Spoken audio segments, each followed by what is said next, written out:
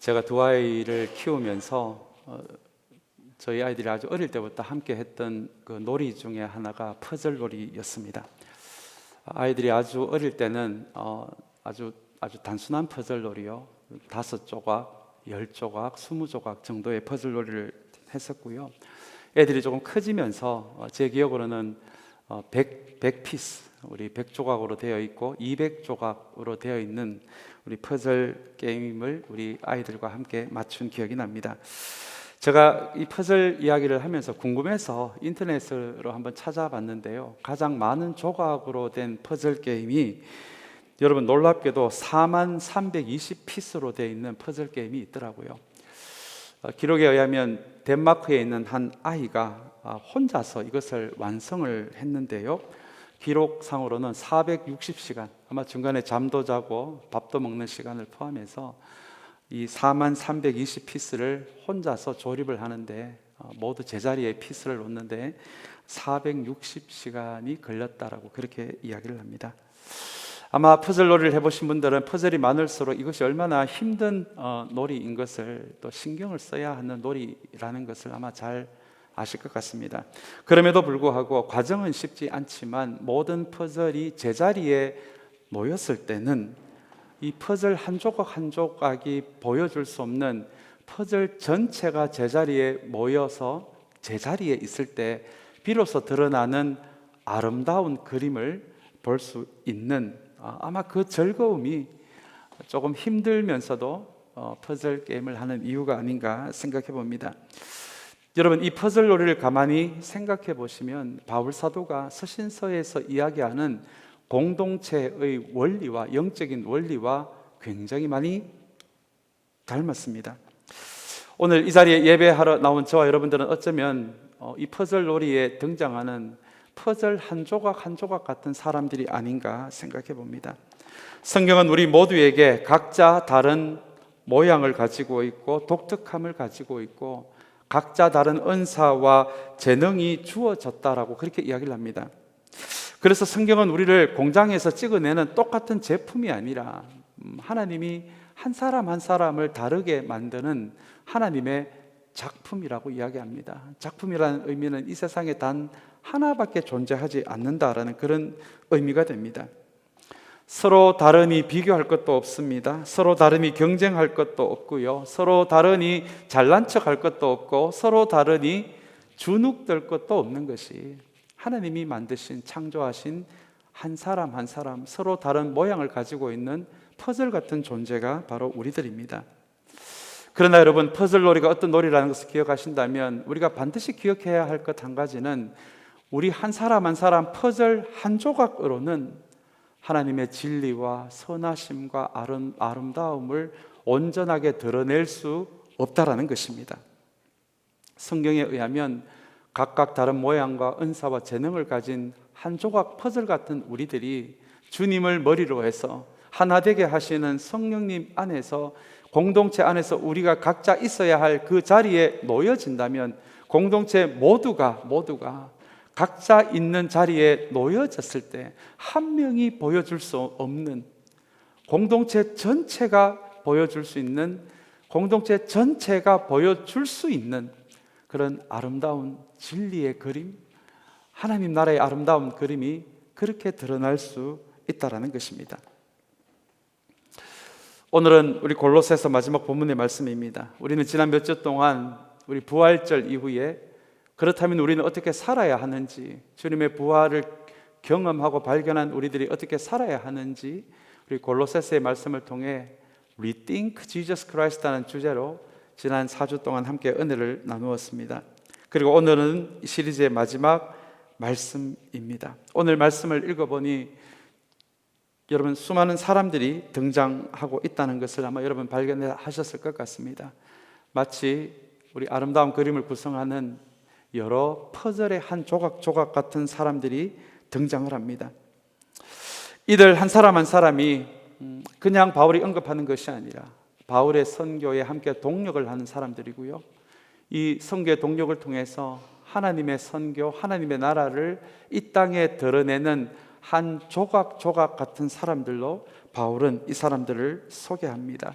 그리고 오늘 본문에 의하면 이 사람들을 우리는 앞서서 퍼즐이라고 불렀지만 바울은 오늘 본문에 의하면 이들을 동력자라고 그렇게 부르고 있습니다. 여러분 사전을 보시면 동력자를 함께 한 목표를 가지고 함께 일하는 사람이라고 이렇게 부르고 있습니다. 그런데 여러분 성경이 이야기하는 동력자는 사전이 이야기하는 이 의미보다도 한 걸음 더 들어가서 헬라어로 시네르고스라고 이야기를 하는데요. 이 단어의 의미에는 그저 함께 일하는 사람 정도가 아니라 성경은 이 동력자를, 이 헬라어는 함께 짐을 지는 사람, 이렇게 정의를 내립니다. 동력자와 비슷한 단어가 있습니다.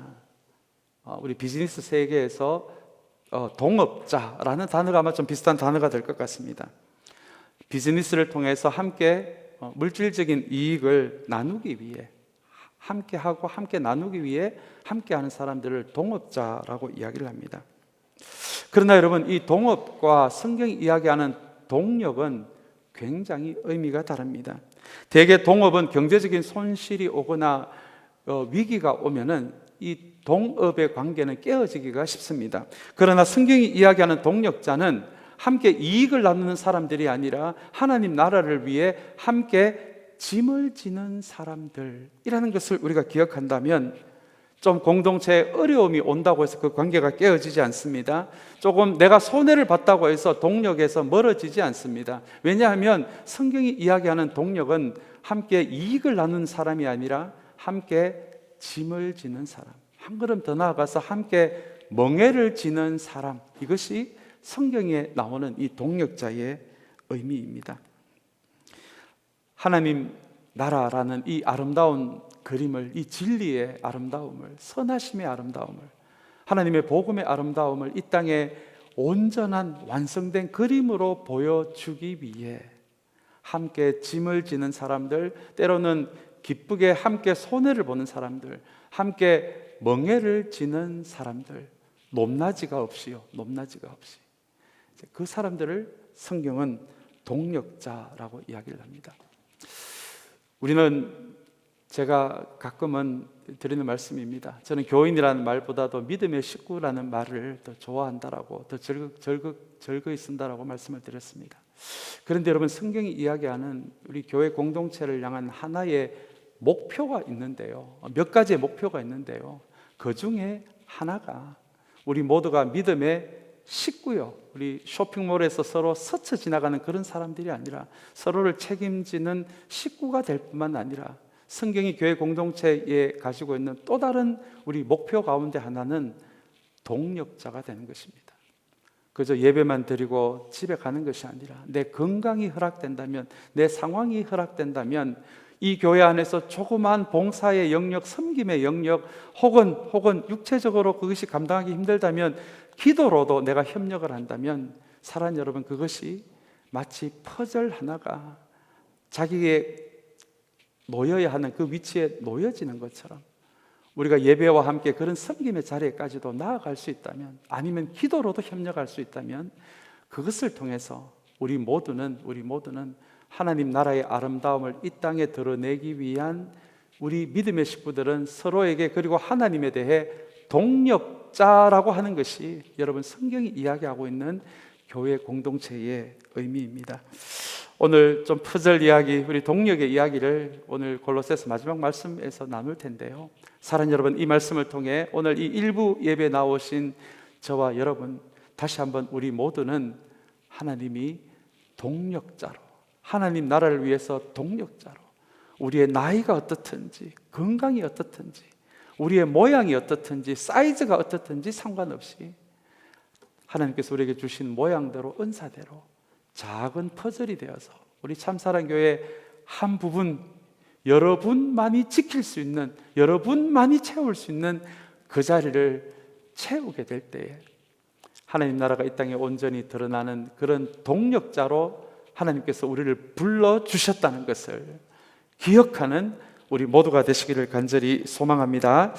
오늘 본문에 많은 이름이 나왔습니다. 바울이 이 골로새서 마지막에 자신이 한 번도 방문하지 않는 교회이지만 오늘 Rethink Christ라는 큰 주제를 이야기하면서 마지막에 정말 주님의 일에, 하나님 나라의 사역에 바울은 자기 혼자 독불장군처럼 일하지 않고 나에게 이런 아름다운 동력자들이 있었다라는 것을 소개합니다. 여러분, 어떤 의미일까요? 골로새 교회 공동체도 나처럼 이렇게 모두가 서로가 동력의 관계까지 이 교회가 성숙해져서 한 사람도 소외됨이 없이 교회 공동체를 퍼즐처럼 동력자가 되어서 함께 여러분들의 교회를 세워갔으면 좋겠다라는 마음이 오늘 골로새서 마지막 부분에 이렇게 많은 바울의 동력자를 소개하고 있는 그 의미입니다. 우리 이 말씀을 좀 간단하게 좀 살펴보기를 원하는데요. 바울에게 어떤 동력자가 있었는지, 그리고 이를 통해서 우리는 어떻게 하면 우리도 하나님의 동력자가 될 수 있는지, 구경꾼이 아니라 동력자가 될 수 있는지, 우리 그것을 함께 좀 붙들 수 있는 또 이 말씀의 시간이 되시기를 간절히 소망합니다. 우리 4장 7절의 말씀입니다. 우리 4장 7절 말씀을 저와 여러분들이 한번 우리 여기 나오는 모든 사람을 다룰 수는 없을 것 같고요. 우리 좀 대표적인 사람 몇 분을 좀 함께 나누기를 원합니다. 우리 4장 7절 말씀 우리 한번 같이 읽으면 좋겠습니다. 내 모든 사정은 두기고가 여러분에게 알려드릴 것입니다. 그는 주님 안에서 사랑하는 형제요 신실한 일꾼이요 함께 종된 사람입니다 라고 바울은 제일 먼저 두기고라는 동력자를 소개를 합니다. 두기고는 이스라엘 사람이 아니라 지금의 터키 지역에 있는 소아시아, 그 무렵엔 그 지역을 소아시아라고 불렀으니까요, 지금의 터키 지역에서 살아가는 소아시아 사람이었습니다. 바울은 지금 우리 3차 선교여행까지 다 마치고요, 지금 유대인들에게 고발을 당해서 황제를 예배하지 않았다고, 예수를 전했다는 이유로 지금 로마로 압송이 되어 감옥에서, 자택 감금의 감옥에서 로마 황제의 재판을 기다리고 있는 상황입니다. 이 상황을 두기고라는 사람이 지금 내가 어떤 형편에 있는지를 여러분들에게 골로새까지 가서 알려줄 사람으로 자신의 동력자인 두기고를 소개하고 있습니다. 근데 여러분, 오늘 이 7절을 보시면 이 두기고에 대한 설명 가운데 바울이 이 두기고를 어떤 사람이라고 소개를 하냐 하면 신실한 사람이다라고 그렇게 소개를 하고 있습니다.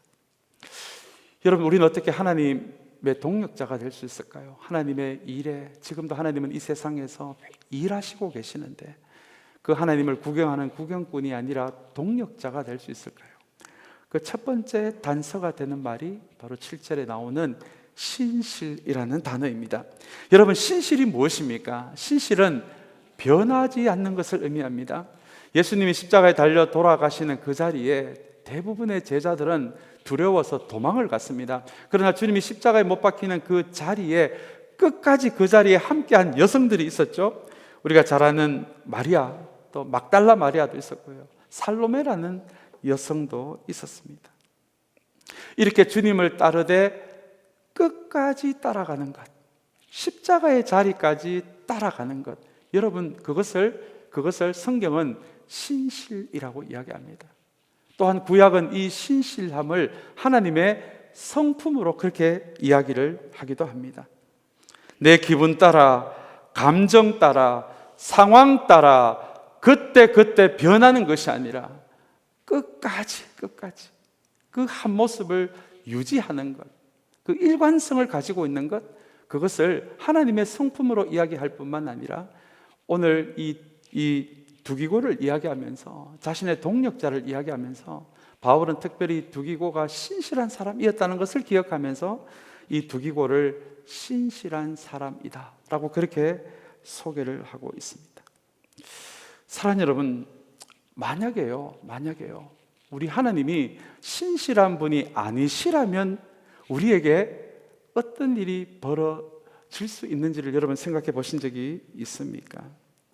만약에 하나님이 기분 따라 마음이 변하시고 상황 따라 마음이 변하신다면, 그리고 그때 우리의 연약함을 보시고 우리의 부족함을 보시고 우리의 잘못된 선택을 보시고 그때 바로 벌을 주시는 하나님이시라면, 사랑하는 여러분, 오늘 이 일부 예배 자리에 저와 여러분들 가운데 누가 이 예배 자리에 나올 수 있겠습니까? 그런데 여러분, 성경은 하나님의 성품을 이야기하면서 신실한 하나님이라고 그렇게 표현을 합니다. 여러분, 그게 무슨 말입니까? 하나님은 누군가를 사랑하기로 결정하셨으면 그 사람을 끝까지 사랑하신다는 의미입니다. 누군가의 인생을 붙들어 주시기로 하나님이 결심하셨다면 그 인생에 어려움이 있더라도 결코 하나님이 그 인생을 주님의 두 손으로, 하나님의 두 손으로 놓치지 않는다라고 하는 것이, 여러분, 그것이 하나님의 신실함입니다. 어떤 시인은 이 하나님의 신실함을 이야기하면서 아스팔트 그 틈새로 피어있는 꽃 한 송이로 설명을 하시는 분도 계십니다. 여러분, 이 아스팔트 사이에 자기가 태어나 보니, 피어보니 아스팔트 사이입니다. 누군가는 아름다운 산에 많은 꽃들 속에 있지만 태어나 보니 아스팔트 사이예요. 그런데도 여러분, 그 꽃 한 송이는, 그 꽃은 자신의 상황을 불평하지 않습니다. 꽃으로 태어났으니 꽃으로 존재하고 꽃으로 살아갈 뿐입니다. 사랑하는 여러분, 하나님의 신실함을 닮은 우리의 신실함도 마찬가지입니다. 우리도 인간이고 감정을 가지기에 우리의 형편과 상황을 불평할 수 있습니다. 그러나 여러분, 성경이 이야기하는 신실함은 우리의 환경에 상관없이, 상황에 상관없이 하나님의 자녀로 태어났으니 내가 죽을 때까지, 하나님을 다시 만날 때까지 하나님의 자녀로 신실하게 존재하는 것, 여러분, 이것이 신실함입니다. 오늘 바울은 두기고의 이 신실함을 기억하고 나의 동력자, 이 두기고를 소개하는 것을 바라본다면, 사랑하는 여러분, 우리에게도 이 신실함이 있다면 이 땅에서 일하고 계시는 하나님의 신실한 동력자가 될 수 있다라고 하는 것이, 우리도 하나님의 동력자가 될 수 있다라고 하는 것이, 사랑하는 여러분, 이 신실이라는 이 단어의 의미입니다. 사랑하는 여러분, 열정적인 거 좋습니다. 뜨거운 거 좋습니다. 열심히 하는 것도 좋습니다. 얼마나 아름다운 모습입니까? 뜨거운 것도 좋고 열심히 하는 것도 좋지만, 그러나 오늘 이 7절의 말씀을 기억하시면서 사랑하는 여러분, 저와 여러분들이 하나님의 신실한 동력자로 서기 위해 무엇보다도 하나님 앞에 신실한 사람들이 되시기를 주님의 이름으로 간절히 축원합니다. 여러분, 이것이 신실함의 의미입니다. 우리 4장 10절의 말씀을 한번 볼까요? 이제 두 번째로 아리스다고와 마가가 소개됩니다. 우리 4장 10절 말씀 우리 한번 같이 읽겠습니다. 나와 함께 갇혀 있는 아리스다고와 바나바의 사촌인 마가가 여러분에게 문안합니다 라는 말씀입니다. 아리스다고가 누군지 잘 모르겠어요. 성경에 거의 등장하지 않는 인물입니다. 그런데 특별히 아리스다고라는 인물을 언급하면서 바울은 나와 함께 갇혀 있는 사람이라고 이야기합니다. 이 성경을 찾아보니 바울이 로마로 압송될 때, 그때 그 먼 길을 옆에서 함께한 사람이 바로 아리스다고였습니다. 그리고 감옥에 있을 때도요, 아마 성경에 다 나오지는 않지만 함께 다니면서 바울이 갇힐 때 아마 갇혀 있기도 했을 것 같고요, 혹은 자신이 같이 감옥에 갇히지 않았어도 갇혀 있는 바울을 도와준 사람, 그 사람이 바로 아리스다고였습니다. 오늘 본문에 우리가 방금 읽지는 않았지만 11절 말씀에 보시면 바울이 이렇게 이야기합니다. 이 아리스다고가 자기에게 뭐가 되었다고요? 위로가 되었다라고 이야기를 합니다. 여러분, 성경이 이야기하는 위로도 조금은 다른 의미가 있습니다. 괜찮아, 시간이 지나면 다 괜찮아질 거야. 이것도 우리가 잘 아는 위로지만, 성경이 이야기하는 이 헬라어의 이 위로에 대한 단어를 보시면, 이 위로가, 성경이 이야기하는 위로는 함께 서 있어 준다라는 의미가 있습니다. 너무 어려운 큰 일을 당하시는 분들, 어려움 속에 있는 분들, 우리가 말로 다 위로가 안 될 때가 있잖아요. 그러나 여러분, 우리가 성경이 말하는 위로의 의미를 안다면, 우리가 말로 다 표현하지 않아도 큰 어려움을 겪고 있는 사람 옆에, 뒤에, 혹은 그 사람과 함께 서 있어 준다면, 그 일이 해결될 때까지요, 그것을 성경은 위로라고 이야기합니다. 사랑하는 여러분, 우리 산상수훈에 보시면 또 이 위로라는 단어가 나옵니다. 애통하는 자에게 복이 있나니 하나님이 그 애통하는 사람을 위로하실 것이다 라는 말씀이죠. 여러분, 이 위로가 무슨 의미인지를 안다면 정말 애통해하는 사람, 아이고 내 팔자야가 아니라 정말 슬퍼할 것을 슬퍼할 줄 아는 사람에게 하나님의 위로가 함께 하신다는 이 말은 그 사람에게 하나님이 조용히 그 사람 옆에 가서 서 있어 주실 것이다. 여러분, 이것이 성경이 이야기하는 위로입니다. 바울이 이 아리스다고를 통해서 얼마나 많은 위로를 받았을까요? 아무리 신앙이 좋은 사람도 예루살렘에서 로마까지 그 압송하는 그 옆을 함께 한다라는 거, 이거 아마 여러분 쉽지 않을 것 같아요. 그런데 이 아리스다고는 바울이 가장 위기에 있을 때 그 사람과 함께 해준 사람. 그래서 바울이 11절에서 나에게 너무 위로가 된 사람으로 이 사람을 소개하고 있습니다. 그렇다면 여러분, 우리가 또 어떻게 하나님의 동력자가 될 수가 있겠습니까? 그것이 바로 위로라는 단어입니다.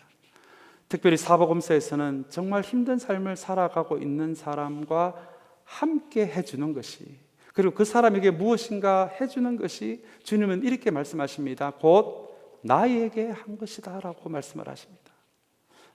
그렇다면 우리가 정말 이 공동체 안에서도 힘든 삶을 살아가고 있는 사람과 같이 서 있어준다면 그것이 곧 주님께 하는 것이구나, 하나님께 하는 것이구나 라는 것을 기억한다면 이 신실함이라는 단어에 이어서 위로라는 이 단어도 하나님의 일에 동력하는 또 하나의 방식이 될 것입니다. 사랑하는 여러분, 이 아리스다고를 기억한다면 특별히 우리 교회 공동체, 우리 기도가 필요한 분들이 많이 계십니다. 위기를 만나신 분들도 계십니다. 사랑하는 여러분, 저와 여러분들이 그분들 옆에 함께 서 있어준다면, 그리고 그분들에게 그분들의 손을 한번 붙잡을 수 있다면 그것이 곧 하나님께 하는 것이고 그 위로가 하나님의 일에 동력하는 것이라는 것을 잊지 않는 우리 모두가 되시기를 간절히 소망합니다. 그리고 우리 10절 말씀해 보시면은 좀 흥미로운 이름이 한 가지 더 나옵니다. 그 사람이 바로 마가입니다. 마가가 여러분 어떤 사람입니까? 바울의 1차 선교 여행 때 함께 간 사람인데 도중에 힘이 들어서 아이고 나 더 이상 못하겠다 하고 바울을 버려두고 혼자 집으로 돌아간 사람입니다. 우리 성경에 보시면 바울이 굉장히 화가 났어요. 다시는 마가하고 선교 안 한다, 그런 표현이 나옵니다. 여러분, 이게 무슨 말입니까? 내 인생에 다시는 마가와 상종할 일이 없다. 이 인간하고는 다시는 주의 일 같이 안 한다. 그 정도로 차로 다녔던 선교가 아니었으니까요. 같이 먼 길을 걸으면서 말동무도 되고 위로가 될 텐데 마가가 돌아가 버렸기 때문에 바울이 굉장히 화가 났던 것이죠. 근데 여러분, 나중에 보시면 2차 선교 여행 때는 바울은 안 데리고 가는데 이 마가의 친척인 바나바가 이 마가를 선교 여행 데리고 가면서 2차 선교 여행을 통해서 이 마가가 변하게 됩니다. 근데 여러분, 오늘 이 10절 말씀에 보시면 이 마가를요 자신의 동력자의 한 사람으로 소개를 합니다. 저는 이 부분이 참 놀라운 말씀이었어요. 이렇게 바울은 한번 꺼버리면 다시는 안 보는 것이 아니라 바울도 성령 안에 있고 마가도 성령 안에 있다 보니까 다시 한번 이 마가가 회복된 것을 보고는 다시 이제 괜찮아졌네 정도가 아니라 마가를 지금 동력자로 언급하고 있는 것입니다. 여러분, 이 마가가 나중에 어떤 사람이 된 줄 아십니까? 바로 마가복음을 기록한 사람이 됩니다. 만약에 이때 이 마가의 이 이기적인 모습을 보고 모든 사람이 마가를 버렸다면, 관심이 없었다면 아마 이 마가복음은 등장하지 못했을 것입니다. 이렇게 바울이 한때 관계를 끊었던 이 마가를 언급하는 이 말씀은 여러분, 우리에게 많은 것을 이야기해 줍니다. 정말 우리 모두가 부족하고 연약함이 있어도 하나님의 동력자로, 이 참사랑 교회 안에서 하나님을 위한 동력자로 부름받은 사람들이라면 때때로 바울이 마가에게 실망했듯이 우리도 서로에게 실망하는 아마 그런 일들이 있기도 하고 일어나기도 하고 앞으로 일어날 예정이기도 합니다. 모두가 부족한 사람들이기 때문입니다. 아마 여기에 예배를 드리신 분들 중에 목회자인 저에게 실망하신 분도 계실 것입니다. 그러나 여러분, 성경은 현재의 모습으로 그 사람을 판단하지 않는 것을 사랑의 한 모습이라고 이야기합니다. 마가의 인생에서도 하나님이 바울의 인생에서도 일하신 것처럼 마가의 인생에도 일하셨던 것처럼 부족한 저와 여러분들의 인생에도 하나님은 지금도 일하시고 계시기에 지금의 모습으로 판단하지 않고 그 사람을 위해, 내가 실망한 사람을 위해 억지로라도 의무라도 내가 그분을 위해 한마디 기도할 수 있다면, 기다릴 수 있다면, 기대할 수 있다면, 여러분 성경은 그것을 사랑이라고 이야기를 합니다. 오늘 바울이 동력자라고 언급한 이 마가의 모습을 보시면서 사랑하는 여러분, 이 예배 자리에 나온 저와 여러분 서로에게 실망하는 그 순간이 있다라고 할지라도 우리 바울처럼 마가처럼 다시 한번 그 인생에 지금도 일하고 계시는, 더 나은 모습을 위해 일하고 계시는 하나님을 향한 기도와 기대와 기다림을 잊지 않는 우리 모두가 되시기를 간절히 소망합니다. 이제 우리 12절에 또 굉장히 대단한 한 사람이 인물이 등장합니다. 우리 4장 12절 말씀 우리 한번 같이 읽겠습니다. 여러분의 동양인이요 그리스도 예수의 종인 에바브라가 여러분에게 문안합니다. 그는 여러분이 완전하게 되고 하나님의 모든 뜻에 확신을 가지고 서기를 기도하면서 늘 여러분을 위하여 애쓰고 있습니다. 에바브라를 소개합니다. 골로새 교인들이 에바브라는 잘 압니다. 에바브라가 바로 빌레몬과 함께 골로새 교회를 세운 사람이기 때문에 그렇습니다. 이 에바브라는 바울의 제자였어요. 제자였다는 말은 어느 특정 기간에 함께 했고 함께 시간을 보냈다는 의미가 됩니다.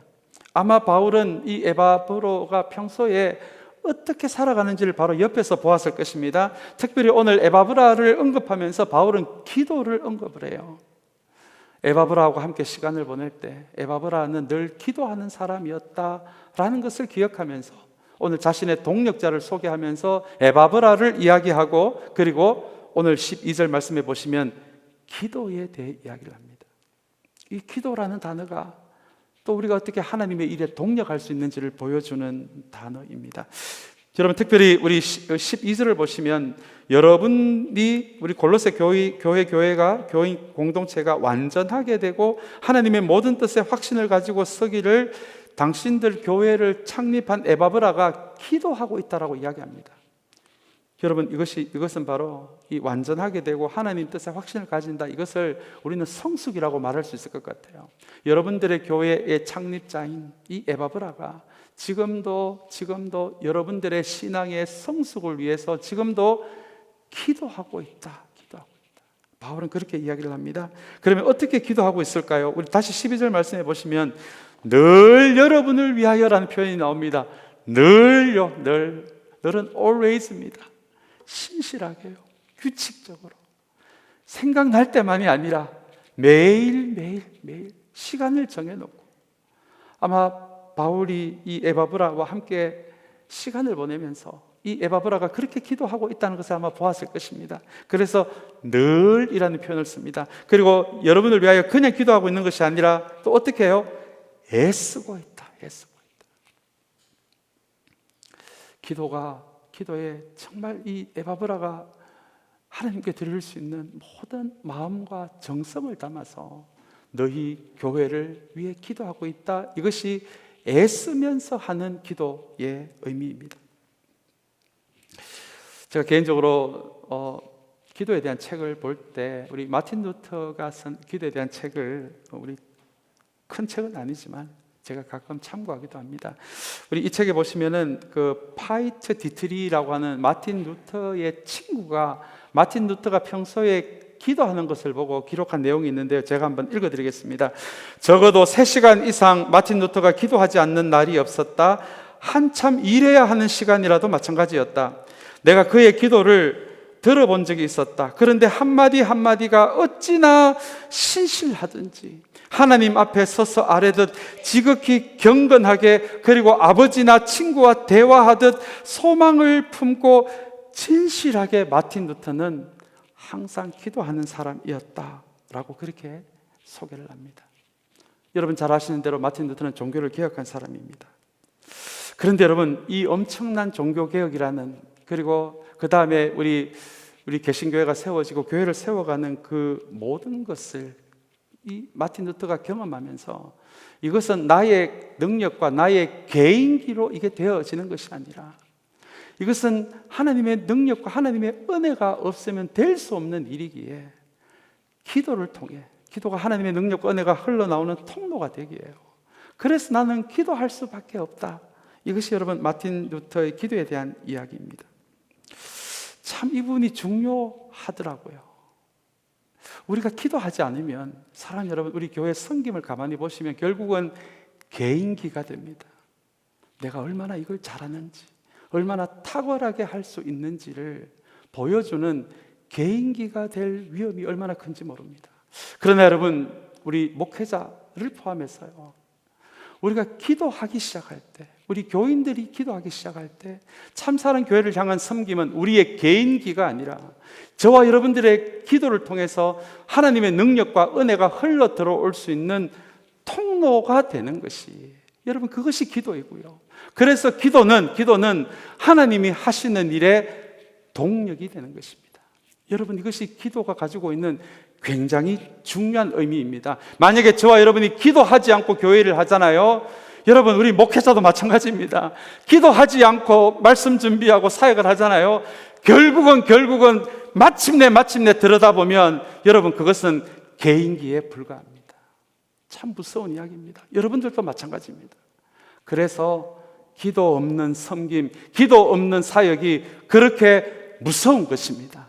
오늘 이 에바브로의 기도를 다시 한번 기억한다면, 사랑 여러분, 다시 한번 저와 여러분들은 우리가 가지고 있는 개인기로 섬기는 것이 아니라, 개인기로 사역하는 것이 아니라, 다시 한번 이미 우리 참사랑교회 안에서 일하시고 계시는 하나님의 동력자가 되기 위해, 그분의 능력과 은혜의 통로가 되는 그 기도하는 사람들이 되시기를 주님의 이름으로 간절히 축원합니다. 우리 교회를 섬기는 목회자를 위해서도 여러분 그렇게 기도해 주시길 바랍니다. 저를 포함해서 우리 교회 목회자들이 개인기로 사역하지 않도록, 정말 기도로 사역할 수 있도록, 그래서 저희들의 사역을 통해서 하나님의 능력과 은혜가 흘러오는 통로가 될 수 있도록 그렇게 목회자를 위해서도 사랑하는 여러분 기도해 주시기를 간절히 소망합니다. 이제 우리 15절 16절의 말씀입니다. 우리 여기도 아주 의미 있는 말씀이 나오는데, 우리 15절 16절 말씀을 한번 같이 읽겠습니다. 라오디게아에 있는 형제 자매들과 눈바와 그 부인의 집에서 모이는 교회에 문안해 주십시오. 16절의 말씀입니다. 여러분이 이 편지를 읽은 다음에는 라오디게아 교회에서도 읽을 수 있게 하고 라오디게아 교회에서 오는 편지도 읽으십시오라는 이야기입니다. 여러분, 이 부분이 왜 의미가 있냐 하면, 바울은 라오디게아 교회를 한 번도 방문한 적이 없습니다. 만난 적도 없습니다. 여기 이름 나오는 눈바라는 사람도 한 번도 만난 적이 없어요. 그냥 우리 이 교회를 세운 사람에 의해서, 에바브로에 의해서 그냥 한 다리 건너서 들었던 그런 사람들의 이름이 지금 15절 16절에 등장합니다. 그런데 여러분, 오늘 이 마지막 골로새서의 마지막이 동력자를 소개하는 내용이라면, 바울은 지금 만난 적도 없는 사람들요, 어느 지역에 있는지 어떤 사람인지 만난 적도 없는 사람들의 이름을 이야기하고 교회 이름을 이야기합니다. 여러분, 이게 무슨 의미일까요? 우리는 자본주의 시대를 살아가다 보니 교회끼리 경쟁도 합니다. 교회끼리 비교도 합니다. 여러분, 이게 참 얼마나 안타까운 모습입니까? 근데 여러분, 성경을 보시면 교회끼리 경쟁하는 모습이 없어요. 비교하는 모습이 없어요. 그냥 오늘 바울이 이름도 알지 못하고 가보지도 않는 교회들과 사역자를 동력자로 언급하는 것을 보신다면, 이 땅에 예수 그리스도의 이름을 예배하고 주님의 길을 따라가기로 애쓰는 사람들은 모두 내가 만난 적도 없지만, 내가 가본 적도 없지만, 그 교회와 그 사역자, 그 교인들은 모두 동력자다라는 생각을 바울은 가지고 있었다는 것을 15절 16절에서 우리는 발견할 수 있습니다. 사랑하는 여러분, 우리 토렌스에도 왔다 갔다 하다 보면 골목에 들어가야 볼 수 있는 작은 교회도 있고요, 또 큰 교회도 있습니다. 교회 크기에 상관없이 우리 참사랑 교회는 경쟁도 의미가 없고요, 비교도 의미가 없고요, 이 땅에 있는 모든 교회들, 주님의 이름을 부르는 교회들은 우리 모두 하나님 나라를 위한 동력자로 그렇게 불러주셨다. 여러분, 이 작은 생각 하나가 얼마나 교회를 향한 우리의 마음을 따뜻하게 하는 이 의미인지 모릅니다. 오늘 다시 한 번도 가본 적이 없는 교회와 한 번도 만난 적이 없는 사역자의 이름을 부르고 이 사람들의 이름을 상기시키는 바울을 하나님 여러분 기억하시면서 다시 한번 우리 모두도 우리 길을 가면서 만나는 작은 교회가 있다면 우리 잠깐이라도 그 교회를 위해서 기도해 줄 수 있는 저와 여러분 그리고 우리 참사랑교회 여정이 되시기를 간절히 소망합니다. 우리 이제 마지막 17절의 말씀입니다. 17절 말씀 우리 마지막으로 같이 읽겠습니다. 우리 같이 읽겠습니다. 그리고 아키뽀에게 주님 안에서 받은 직분을 유의하여 완수하라고 일러주십시오라고 이야기합니다. 아키뽀도 누군지 모릅니다. 그냥 골로새 교회의 한 사역자일 것 같아요. 아마 에바브로의 뒤를 이어서 골로새 교회를 섬기는 목회자일지도 모르겠습니다. 그런데 오늘 17절의 말씀을 보시면 주님 안에서 받은 직분을 유의하여 완수하라라고 이야기를 하는 걸로 봐서 지금 이분이 어떤 일로 잠시 사역을 멈춘 상태가 아닌가 우리는 그렇게 추측해 볼 수 있습니다. 아마 사역을 하면서 상처를 받았든지 아니면 그 시대 교회마다 있었던 거짓 교사들에 의해서 공격을 받아 잠시 사역을 멈추었는지도 모르겠습니다.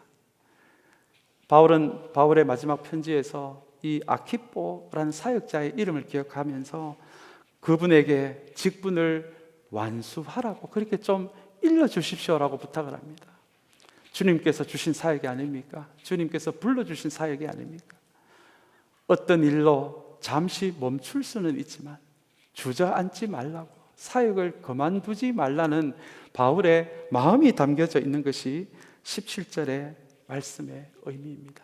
사랑하는 여러분, 하나님께서 우리에게 주시는 사역은 누구보다도 빨리 가는 경주가 아닙니다. 하나님께서 우리에게 주시는 사역은 늦더라도 천천히 가더라도 저와 여러분들에게 주신 부르심을 끝까지 걸어가는 건요, 우리가 주님 앞에 갈 때까지 끝까지 우리의 부르심을 멈추지 않고 걸어가는 것, 여러분 이것이 사역을 우리에게 맡겨주신 하나님의 마음일 것입니다. 지금 이 아키뽀가 어떤 이유인지는 모르겠지만 잠시 멈춘 이 사람을 바울은 격려합니다. 우리가 이 격려를 기억한다면 사랑하는 여러분, 동력도 마찬가지입니다. 우리가 주님을 위한 동력자로 우리가 서로 부름을 받았지만 우리가 위로가 필요할 때가 왜 없겠습니까? 격려가 필요할 때가 왜 없겠습니까? 바울은 그것을 우리에게 가르쳐주고 있습니다. 자신도 비록 감옥에 갇혀 있지만 어떤 이유로 사역을 멈춘 아키뽀에게 그 직분을, 그 사역을 완수하라고 끝까지 함께 끝까지 하라는 그 격려의 말씀을 들려주는 것을 우리가 기억한다면 사랑하는 여러분, 동력자로 부른 우리들도 이것이 그냥 동력이 되는 것이 아니라 서로를 향한 격려와 위로와 응원으로 함께 걸어가는 것이 동력자로 부름받은 우리의 여정이다라는 것을 가르쳐주는 것이 우리 17절의 말씀입니다. 우리 이 말씀을 기억하시면서 사랑하는 여러분, 저와 여러분 우리 참사랑교회 서로 격려하며 그리고 하나님 나라를 위해 서로 동력하되 여러분 그 여정을 멈추지 마시고요, 끝까지 동력의 길을 걸어가시는 우리 모두가 되시기를 주님의 이름으로 간절히 축원합니다.